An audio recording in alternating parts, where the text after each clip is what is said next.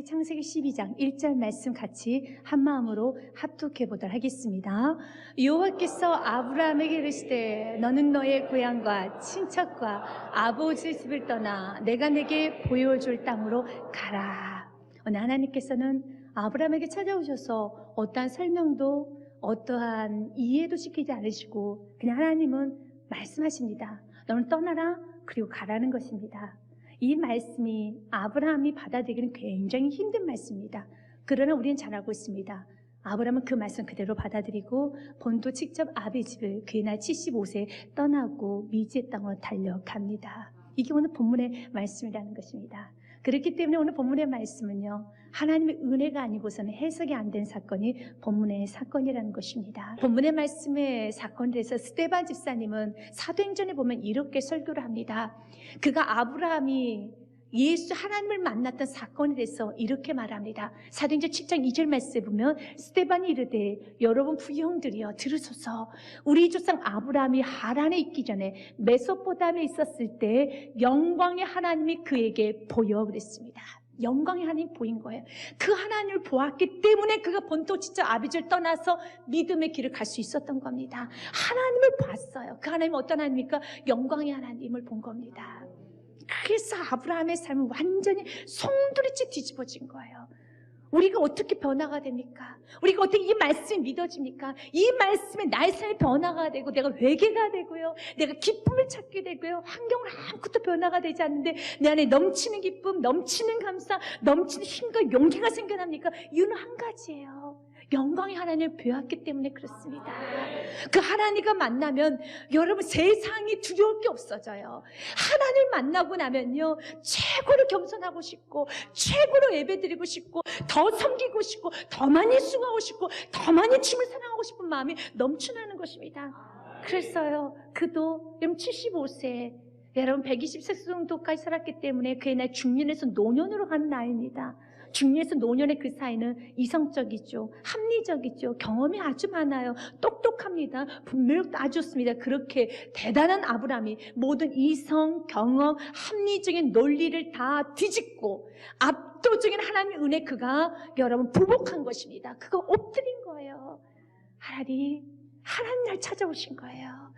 그래서 그의 앞에, 하나님 앞에 감히 이성을, 하나님 앞에 논리를, 계산을 할 수가 없는 거예요. 그냥 두 손 들고 주님 너무 감사합니다, 주님 너무 감사합니다. 하나님께서는 아브라함을 찾아오셨어요. 항상 하나님 먼저 찾아오시죠. 오늘 본문의 말씀에도 어떻게 시작합니까? 여호와께서 아브라함에게 이르시되, 하나님 찾아오셨어요. 그럴 때 우리 이런 생각합니다. 아브라함 찾아올 만하니까 찾아온 거 아닌가? 아브라함 선택받을 만하니까 선택한 거 아닌가? 아닙니다. 여호수아에 보면은 여호수아가 이스라엘 백성들에게 너희들 이렇게 자랑하는, 너희들 이렇게 존경하는, 최고로 여기는 아브라함 또한도 우리 모두 다 우상숭배자였다라는 말을 합니다. 아브라함 우상숭배자였어요. 아브라함의 아버지는요, 우상을 만드는 사람이었습니다. 24장 2절 말씀 보면 여호수아가 모든 백성에게 이르되 이스라엘 하나님 여호와께서 이같이 말씀하시기를 옛적에 너희의 조상들 곧 아브라함의 아버지 나홀의 아버지 데라가 강 저쪽에 거주하여 다른 신들을 섬겼으나, 다른 신 우상을 섬긴 거예요. 여러분, 그런 우상 섬기는 자였어요. 우상 숭배자였습니다. 마치 돼지가 욕심을 부리며 꿀꿀꿀꿀하며 먹을 걸 탐내는 것처럼 아브라함도 그렇게 살았어요.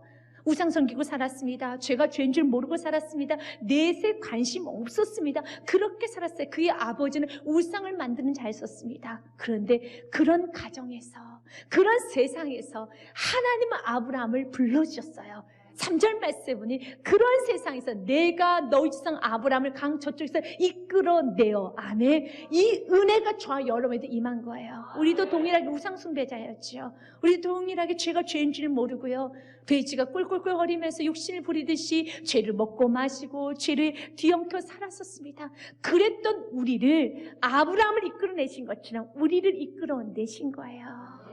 그리고 온 땅에 이끌어내어 가나안 온 땅에 들어행하게 하고 그의 씨를 번성하게 하려고 그에게 이삭을 주었으며 아브라함을 통해서 열방을 축복하는 축복의 통로자를 삼아 주신 것입니다. 사랑하는 여러분, 그래서 우리가 은혜를 자랑할 수밖에 없어요. 그래서 주님 높일 수밖에 없습니다. 로마서 말씀 8장 30절 말씀에 보면 이렇게 고백해야 됩니다. 같이 읽겠습니다. 또 미리 정하신 그들은 또한 부르시고 부르신 그들 또한 의롭다 하시고 의롭다 하신 그들 또한 영화롭게 하셨느니라. 아멘. 이것이 우리가 받은 은혜예요. 만세전에 우리를 택정하여서 우리를 부르시고요. 또 우리를 위해서 십자가에서 죽으심으로써 예수께서 보혈의 피로 우리의 모든 죄를 다 씻어줘서 우리를 의롭다 하여 주셨고요. 우리를 의인된 우리를 영화롭게 해서 열방을 향해 축복의 통로로 우리를 삼아 주셨습니다. 아브라함은 하나님을 만났어요. 하나님이 아브라함을 찾아오셨어요. 하나님이 아브라함을 찾아오셔서 말씀합니다. 너는 본토 친척 아비 집을 떠나 내가 내게 지시할 땅으로 가라라고 말씀합니다. 이제 너의 에테스가 너의 죄데스가 너가 지금 살았던 모든 가치관, 지금 살았던 모든 생활 방식에선 떠나서 새로운 가치관으로, 말씀의 가치관으로 이제 새롭게 살라는 것입니다. 여러분, 우리 예수 그리스도를 만나면 이제 우리의 삶은 변화가 돼야 돼요. 예전에 살았던 삶대로 사는 것이 아니라 이제 우리의 삶 변화가 되었어. 이제 말씀에 순종하는 삶을 살아야 됩니다. 하나님 높이는 삶을 살아야 되는 것입니다. 믿음의 삶을 살아야 되는 것입니다. 그 말씀의 뒤를 따라가는 삶을 살아가야 되는 것입니다. 그래서 첫 번째로 아브라함에게 이렇게 말하는 거예요. 너가 익숙하게 살았던 너의 모든 생활 습관을 이젠 떠나라. 너가 지금까지 살았던 모든 생활 습관, 생각들은 다 떠나서 내가 내게 지시할 땅으로 가라. 그 땅이 어느 땅인지는 몰라요. 그럼 떠납니다. 그래서 11장 8절 말씀에 보면은 성경은 정확하게 이렇게 말합니다. 아브라함은 갈 바를 알지 못했대요. 그러나 떠났다고 합니다. 무엇으로? 믿음으로 떠났습니다. 11장 8절 말씀은 믿음으로 아브라함 부르심을 받았을 때 순종할 장래 유업으로 받을 땅에 나아갈새 갈 바를 알지 못하고 나아갔으며 얼마나 두렵겠습니까? 얼마나 무서웠겠습니까? 얼마나 힘들었겠습니까? 그러나 그는 믿음으로 나갔어요. 그래서 믿음이 대단한 겁니다. 왜 여러분들 순종이 없는 줄 아십니까? 왜 순종을 두려워하는 줄 아십니까? 진짜로 하나님 믿지 못해서 그래요. 어떤 분은 그래요. 내가 욕심이 많아서, 내가 세상적이어서. 아니에요. 욕심 없는 사람이 어디 있어요? 여러분, 또 세상적이지 않은 사람은 어디 있습니까? 자신의 안락, 편안함 좋아하지 않는 사람은 어디 있겠습니까? 다 좋아해요. 그러나 내 욕심보다, 내 안락보다, 내 평안함보다, 내 생각, 경험보다 하나님을 믿는 믿음이 더 커서 이 하나님에 대한 위대하심이 믿어지니까 이 모든 건 다 없어지는 거예요. 하나님만 내 눈에 보이는 것입니다.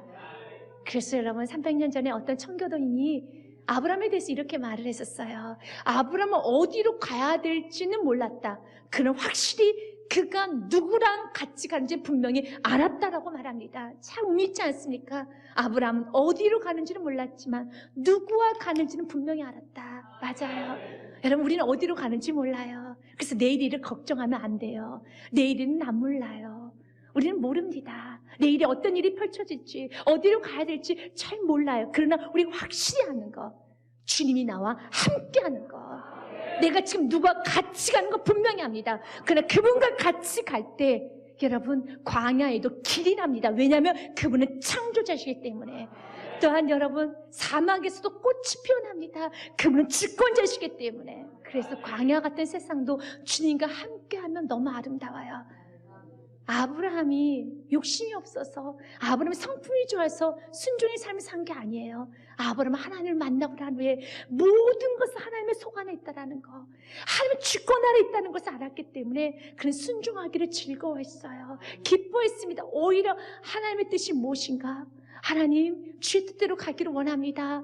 하나님, 주의 뜻이 무엇인가요? 오히려 주께 더 귀를 여러분 가까이 했습니다. 주의 뜻대로 살기를 또 원했어요. 내 생각대로 살기를 원하는 것이 아니라 주의 뜻 가운데 살기를 그토록 원했고 주님 의지하기를 더 사모했다는 것입니다. 우리 주님도 오늘 우리에게 말합니다. 내일을 걱정하지 마. 우리 갈 바를 알지 못하는 것처럼 내일을 염려하지 말아라. 그러나 너가 지금 누가 함께하고 있는지를 분명한 믿음이 있다면 가고 담대해질 수 있습니다. 예수님도 우리에게 말합니다. 내일을 걱정하지 말라고요. 마태복음 6장 말씀에 그러므로 내일 일과 염려하지 말아라. 내일 일은 내일이 염려할 것이요. 아주 재미난 표현하죠. 내일 일은 우리가 걱정해야 될 영역이 아니라 내일 일은 내일, tomorrow itself, tomorrow itself, 그 스스로가 염려하는 것이다. 내일 일은 하나님이 걱정하는 것이고 하나님의 날이고 오늘 하루 좋아하면 순종으로 나아가면 되는 것입니다. 내일 일은 내일이 염려할 것이요 한날의 괴로움은 그날의 족하니라.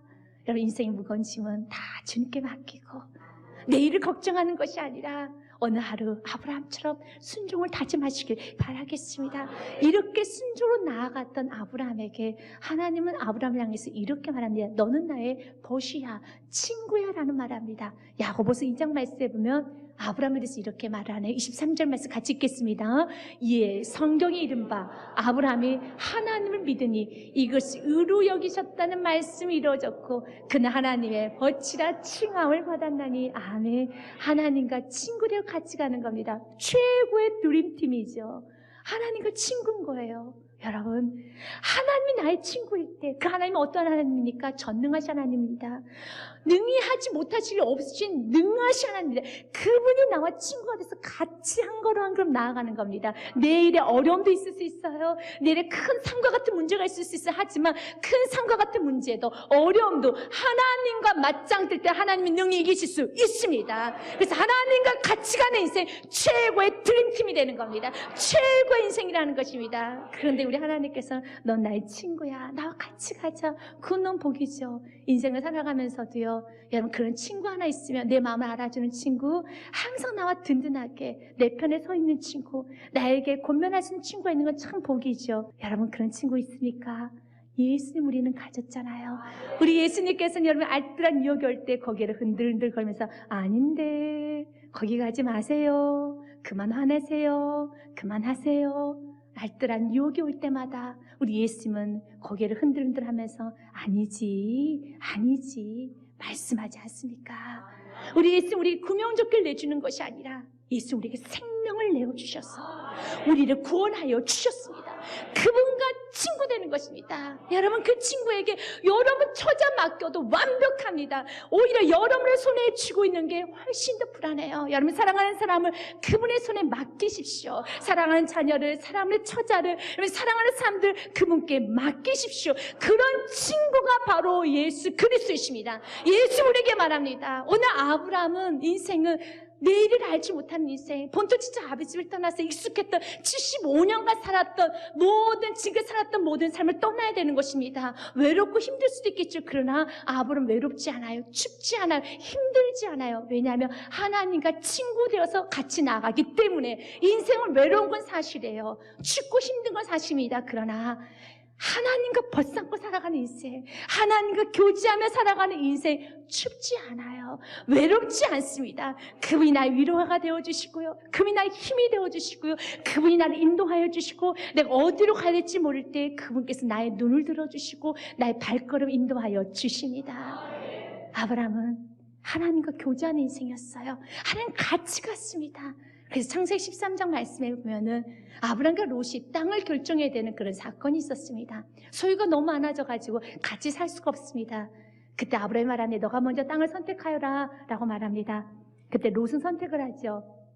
13장 10절 말씀 보면 이에 롯이 눈을 들어 요단 지역을 바라본 즉 소알까지 온 땅에 물이 넉넉하니 여호와께서 소돔과 고모라를 멸하시기 전이었으므로 여호와의 동산 같고 애굽 땅과 같았더라 하면서 그가 선택한 땅은요, 우리가 잘 아는 불심판 받았던, 유황심판 받았던 소돔과 고모라 땅을 선택합니다. 그럼 우리 마음에 저거 아닌데, 저거 선택하면 안 되는데, 우리 너무 잘 알아서 저거 선택하면 안 돼요 하잖아요. 그러나 롯의 눈에는 그 땅이 어떻게 보입니까? 여호와의 동산, 에덴 동산처럼 보이는 거예요. 그래서 그 땅이 너무 좋은 거예요. 그럼 우리는 말하고 싶어요. 우리가 좀 살아보니까 말하고 싶은 게, 롯 그거 선택하면 안 돼. 그 땅 불심판 받을 땅이야. 그리고 그 땅에 들어가는 순간 당신의 자녀들 다 죽어나가. 당신의 처자 다 죽어나갔어. 그리고 정말 당신의 자녀들 타락해서 근친상간이 이루어졌어 라고 우리는 말하고 싶겠죠. 그런데 지금 그의 눈에는 무엇으로 보입니까? 그 땅이 여호와의 동산처럼 너무 좋게 보이는 거예요. 그래서 롯과 같이 롯이 눈을 드는 인생이 아니라 아브라함처럼 여호와께서 눈을 들어주는 인생이 되어야 되는 것입니다. 14절 말씀에 보면 롯이 아브라함을 떠난 후에 여호와께서 아브라함이 이르실 때 너는 눈을 들어 너 있는 곳에서 북쪽과 남쪽과 그리고 동쪽과 서쪽을 바라보라. 주님께서 눈을 들어주는 인생, 내가 눈을 뜨는 인생이 아니라 내가 앞서 달려가는 인생이 아니라 주님께서 나의 눈을 떠주고 나의 손을 잡아주고 나의 발걸음을 인도하여 주고 나의 모든 것을 이끌어가주는 주님이 인도하시는 인생, 최고의 인생이죠. 주님께서 눈을 들어주셔야 돼요. 여호와께서 아브라함에게 이르시되 너는 눈을 들어, 주께서 눈을 들어주실 때까지 나의 친구 되신 그분께서 나에게 말하기 전까지는 가만히 있을 수 있는, 순종할 수 있는, 그래서 주님이 주시는 것만 받는 거예요. 15절 말씀 같이 읽습니다. 시작. 보이는 땅을 내가 너와 내 자손에게 주리니 영원히 이르리라. 아멘. 주님께서 주시는 것만 받는 겁니다. 공급하는 것만 받는 것입니다. 때로는 주님이 주시는 게 지금 보기에는 좋아 보이지 않을 수 있어요. 마치 우리의 눈이 롯의 눈처럼 저 땅이 좋은데, 소돔과 고모라 땅이 하나님의 땅 에덴 동산처럼 보이는데 아니야, 그 에덴 동산 아니야, 이쪽이 에덴 동산이 아닌 것 같은데, 그러나 저는요 주님을 믿습니다. 내 마음은 소돔과 고모라 땅이 좋아 보이지만 그러나 주님의 말씀 앞에 나는 엎드립니다. 영광의 하나님을 만난 사람은요 언제나 순종해요. 왜? 그분이 옳기 때문에. 죄 가운데, 우상 가운데 빠진 나를 구원하신, 나의 마음을 아시고 나의 돌 같은 마음을 아시고 내가 정욕적으로 마귀적으로 음란하게 세상적으로 살았던 나를 아시고 나의 모든 죄를 사해 주신 그분, 그 생명을 주기까지 아까워하지 않는 그 사랑하신 주님을 만났기에 순종으로 가는 것입니다. 존 뉴턴의 고백이 우리 모두의 고백이 되기 원합니다. 이제껏 베푸신 사랑 돌아볼 때 결국 곤란에 빠지도록 버려두지 않으실 걸 아네. 아멘. 여러분, 이제껏 베푸신 사랑 돌아볼 때 나 결국 곤란에 빠지도록 버려두지 않을 것을 나는 압니다. 지금까지 베푸신 사랑에 우리 지금 우리를 곤란해, 우리 지금 우리를 어려움에 빠뜨리시는 분이 아니에요. 가장 좋은 길로, 가장 복된 길로, 가장 형통의 길로 우리를 인도하여 주십니다. 내가 너를 큰 민족을 이루어주시겠다고 축복하셔요. 이것이 여러분 2절 말씀이에요. 같이 읽습니다. 내가 너로 큰 민족을 이루고 내게 복을 줘 내 이름을 창대하게 하리니 너는 복이 될지라. 아멘. 큰 민족을 이루어주시겠다라는 것입니다. 여러분, 아브라함은 혼자였어요. 너무 작은 사람이었습니다. 그에게는 자녀도 없었습니다. 그래서 이사야서 51장 2절 말씀에 보면 혈혈단신이란 표현하고 있으면 그는 홀로였다는 겁니다. 하지만 혈혈단신이 아브라함을 통해서 큰 민족을 이루셨습니다. 그리고 갈라디아서 말씀에 보면 저와 여러분을 위해서 아브라함의 후손이란 말씀을 하고 있습니다. 갈라디아서 3장 26절 말씀을 먼저 보겠습니다. 29절입니다. 같이 읽겠습니다. 너희가 그리스도의 것이면 곧 아브라함의 자손이요 약속대로 유업을 일자니라 그랬습니다. 그리스도의 것이라는 것은 예수님의 자녀, 그리스도인, 여러분, and 그리스도, in Christ, 그리스도 안에 있는 저와 여러분, 그리스도의 것, 예수님의 자녀를 말합니다. 우리는 예수님의 자녀라고 해야 되잖아요. 그런데 성경이 이런 표현을 하고 있어요. 그리스도의 것이면, 예수님의 자녀면 곧 아브라함의 자손이야. 어떻게 이런 말을 들을 수 있습니까? 아브라함의 자손이야. 그래서 우리는 정말 깊고 넓게 묵상하면서 아브라함의 삶을 들여다봐야 돼요. 아브라함 믿음을 떠났었을 때 저와 여러분도 아브라함 후손이라고 말합니다. 동일하게 여러분이 믿음의 길을 갔었을 때 여러분 후손들이, 예수 믿는 많은 자녀들에게 주님 말합니다. 예수 믿는 나의 자녀들은 곧 누구누구 성도로 인해서 예수의 자녀가 된 누구누구의 자손이야. 이 축복을 주시기 원하고 있습니다. 지금 여러분을 통해서 믿음의 가문 형성되기 원합니다. 여러분을 통해서 믿음의 다음 세대가 세워지기 원합니다. 아브라함의 한 사람을 통하여서 저와 여러분이 아브라함 후손이 된 것처럼, 믿음의 후손이 된 것처럼 여러분을 통해서 여러분의 가정이 예수를 믿는 믿음의 가정이 되기 원합니다. 아브라함 후손이 되기 원합니다. 그러나 아브라함의 모습은 어떤 모습이었습니까? 처음에 혈혈단신이었어요. 부족한 모습이었어요. 아무것도 없는 모습이었습니다. 그러나 하나님은 큰 민족을 이루셨다고 되어 있습니다. 이제 큰 민족이라는 것은, 크다는 것은요, 숫자만 크다는 걸 말하는 건 아니에요. 까돌이라는 단어는 유명해지는 겁니다. 존귀해지는 겁니다. 그의 후손들은 유명해질 것이고 존귀해져서 많은 사람이 영향력을 끼칠 것이고 많은 사람들이 유쾌하게 하며 많은 사람들이 기쁨을 주고 사랑을 주고 희망을 주는, 정말 세상에 영향을 펼치는 큰 민족이 될 것이라는 겁니다. 누구를 통해서요? 아브라함을 통해서. 여러분, 그 믿음을 세상을 이길 수 있도록 오늘 아브라함에게 하나님은 축복권을 주셨고 저주권을 주셨어요. 이 동일한 축복권과 저주가, 이 권세를 우리에게도 주십니다. 믿음의 길을 떠나는 사람에게, 여러분 철저히 하나님만 믿고 순종하여 나아가는 자에게 지금 이 권세를 우리에게 허락하여 주십니다. 3절 말씀 같이 읽겠습니다. 너를 축복하는 자에게는 내가 복을 내리고 너를 저주하는 자에게는 내가 저주하리니 땅의 모든 족속이 너로 말미암아 복을 얻을 것이라 하신지라. 아멘. 사랑하는 여러분, 여러분 누군가 축복해주고 싶은 사람 너무 많죠. 여러분 자녀를 좀 축복하고 싶고 다음 세대를 축복하고 싶고 여러분의 아내, 여러분의 남편, 여러분의 부모님들, 여러분의 또 사랑하는 사람들, 이웃들, 교회도 축복하고 싶고 나라도 축복하고 싶고 열방 다 축복하고 싶잖아요.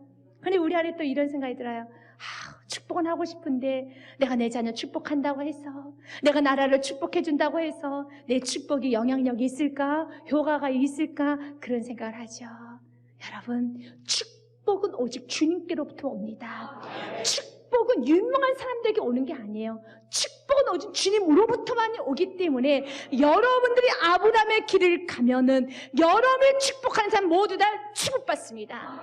여러분, 유명한 사람, 지식이 많은 사람들이 여러분 자녀에게 머리를 쓰담쓰담 하면서 너는 잘 될 거라며 내 자녀 진짜 잘 될 것 같아, 그렇게 생각하면 안 돼요. 지식이 많다고 해서 축복이 임하는 게 아니에요. 여러분, 명예가 많이 있는 사람이 축복해 준 데서 가장 축복이 오는 것이 아니라 축복은 하나님께로부터 오기 때문에 축복권은 하나님을 믿는 순종의 자녀들에게 주시는 특권입니다. 여러분은 마음껏 축복하시는 축복권이 있어요. 또한 우리에게는 저주권도 있어요. 저주권이 있어요. 여러분, 저주하고 싶은 게 꽤나 많잖아요. 여러분, 삶을 살다 보면은 걸림돌 되는 게 많잖아요. 가난, 질병, 또한 여러분들 여러 가지 교만, 게으르, 중독. 주님, 이거 정말 저주하고 싶어요. 이거 정말 끊어내고 싶어요. 정말 싫어요. 우리 가정에 있는 불신, 의심, 우리 가정에 있는 차가움, 아버지 또 내 안에 있는 무능함 다 끊어내고 싶어요. 예수의 이름으로. 예수의 이름을 꾸짖어야 되는 것입니다. 예수의 이름을 끊고 싶은 것들, 축복하고 싶은 사람들 예수 이름을 축복하시고요, 예수 이름을 끊고 싶은 걸 다 끊어내시기 바라겠습니다. 예수 이름 명령하노니 끊임없이 내가 하나님의 길을 가는데, 믿음으로 가는데 방해하는 모든 욕심, 모든 가난, 질병, 흑암의 세력, 의심, 불신, 교만, 중독 다 끊어질지어다. 예수의 이름에 능력이 있습니다. 마가복음 말씀에 보면 우리 예수님께서는 이렇게 말씀하셨어요. 16장 말씀에 17절 믿는 자들에게는, 자 여러분에게는 이런 표적이 따르리니 곧 그들이 내 이름으로 귀신을 쫓아내며 새 방언을 말하며 뱀을 집어올리며 무슨 독을 마실지라도 해를 받지 아니하며 병든 사람의 손언지증 나으리라 하시더라 하매, 우리가 가는 곳마다 모두 어둠은 다 물러갑니다. 왜요? 우리가 믿음의 삶의 순종의 길을 갈 때 그 앞에 뱀이 있으니까, 그 앞에 웅덩이가 있으니까, 그 앞에 정갈이 있으니까, 그 앞에 질병이 있고 가난이 있고 사기, 음란, 질투 모든 게 있으니까, 그런 모든 것들은 예수를 결박하며 나아갈 때 어떤 것도 운명의 권세가 여러분을 이기지 못하는 것입니다. 그래서 우리는 주님께 더 순종하기를 더 사랑하는 거예요. 지금 같이 가기를 더 사모하는 것입니다. 요한계시록 말씀에 보면은 두아디라 교회 향해서 우리 예수님이 이렇게 말씀합니다. 두아디라 교회 성도님들을 대부분은 다 배교를 했어요. 다 예수님을 모른다면서 사명을 버렸습니다. 그러나 두아디라 교회에 남아있는 몇몇 성도들이 있었어요. 그 성도들에게, 여러분, 성도들이 갈라져서 떠났으니 남아있는 성도들의 마음이 얼마나 아프고 얼마나 마음이 작아졌겠습니까? 그들에게 예수님 찾아오셔서 위로하면서 예수님 말씀하셔요. 이기는 자, 끝까지 내 일을 지키는 그에게, 내 일, 사명을 끝까지 지키는 그에게 만국을 다스리는 권세를 주리니. 여러분, 이 세상의 만국을 다스리는 권세는 이기는 자에게 줍니다.